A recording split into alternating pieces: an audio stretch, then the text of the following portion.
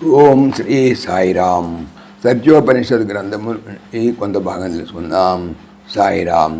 ప్రశ్న: నమ్మకం అంత ప్రగాఢంగా ఉండాలన్నమాట.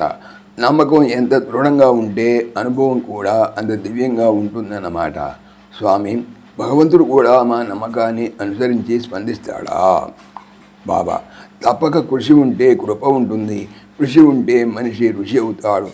దీనికి ఒక చిన్న కథ ఉంది. ఒక గొల్ల పిల్లవాడు ఊళ్ళో ఉన్న ఒక పండితుడిని చూడటం తటస్థించింది.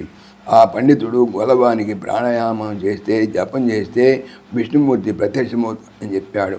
ఈ పిల్లవాడు పండితుని మాటలపై పరిపూర్ణ విశ్వాసంతో అతడు చెప్పినట్లుగా ముక్కు మూసుకొని జపం చేయటం ప్రారంభించాడు. కొంతకాలానికి తెల్లగత ఎక్కిన నల్లనయ్య అతనికి దర్శనమిచ్చాడు. ఈ విషయాన్ని ఆ గొల్ల పిల్లవాడు పండితునికి చెప్పాడు. ఇన్ని సంవత్సరాలుగా సాధన చేస్తున్నా నాకు కనిపించిన వాడు నీకెలా ప్రత్యక్షమయ్యాడు? ఇదంతా శుద్ధ అబద్ధం అన్నాడు ఆ పండితుడు. గొల్ల పిల్లవాడు ఇంటికి తిరిగి వెళ్ళిపోయాడు. విష్ణుమూర్తి దర్శనం మళ్ళీ అయింది. పిల్లవాడు గట్టిగా ఏడ్చాడు. స్వామి, నేను నిన్ను చూస్తున్నాను, కానీ ఆ పండితుల వారు నేను అబద్ధం చెప్తున్నానంటున్నాడు. నువ్వు ఇక్కడే ఉండు, పారిపోతావేమో. ఇక్కడే ఉండు స్వామి, అయినా నేను ఇక్కడ గుంజ కట్టేస్తాను, కదలకుండా ఉండు. పండితుల వారిని వెంటనే తీసుకొని వస్తాను అన్నాడు. పండితుడు వచ్చాడు. గుంజకి కట్టేయబడిన స్వామి పిల్లవాడి కనిపిస్తున్నాడు, కానీ పండితునికి కనిపించటం లేదు. ఎక్కడ? విష్ణుమూర్తి కనిపించటం లేదే అన్నాడు పండితుడు. ఈ పిల్లవాడు విష్ణుమూర్తి పాదాలపై పడి ప్రార్థించాడు, విలపించాడు. అప్పుడు విష్ణుమూర్తి పండితునికి కూడా కనిపించాడు. చూశారా, ఆ గొల్ల పిల్లవానికి పండితుని మాటలపై గల విశ్వాసాన్ని గమనించండి. ఇది భక్తి అంటే. కనుకనే గుంజకు కట్టివేసిన దేవుడు ఒప్పుకున్నాడు. కృష్ణుడు ఒకనాడు గోవులతో అరణ్యానికి వెళ్ళడానికి నిశ్చయించుకున్నాడు. అప్పుడు యశోద, నాయన, అరణ్యంలో రాళ్ళు, రప్పలు, ముళ్ళపొదలు ఉంటాయి. రేపు నీకు చెప్పులు చేయించి ఉంచుతాను, వాటిని ధరించి వెళుదువుగాలే అన్నది. కృష్ణుడు, అమ్మ, గోవులకు చెప్పులు లేవు కదా అన్నాడు. నాయన, అవి పశువులు, మనం మనుషులం, కాబట్టి మనకు పాదరక్షలు అవసరం అన్నది యశోద. అప్పుడు కృష్ణుడు చక్కని సమాధానం చెప్పాడు.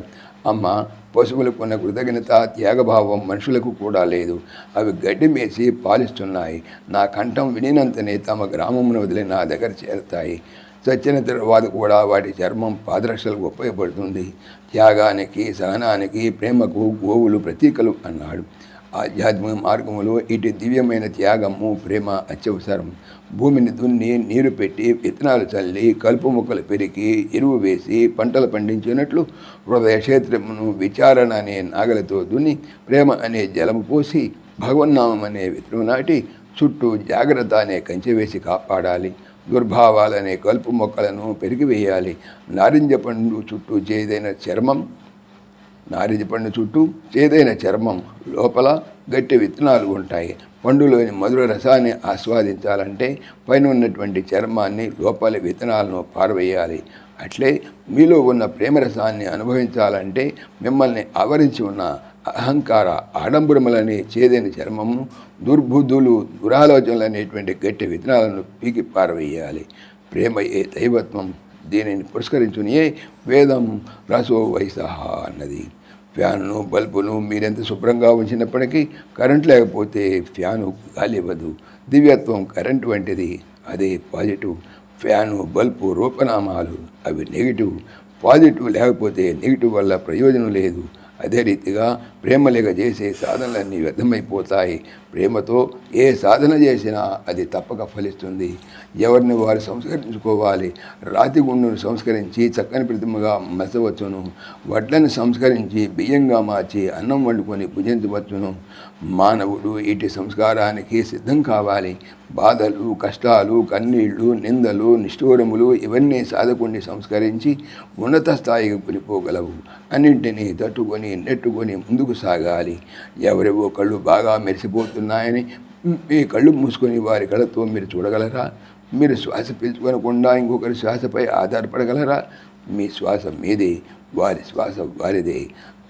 ఇదిగా ఎవరి విశ్వాసం వారిది. ఇంకొకరి విశ్వాసంపై మీరు ఆధారపడవద్దు. మీ విశ్వాసాన్ని మీరు అనుసరించాలి. మీ కాళ్ళపై మీరు ఆధారపడాలి. సాయిరామ్.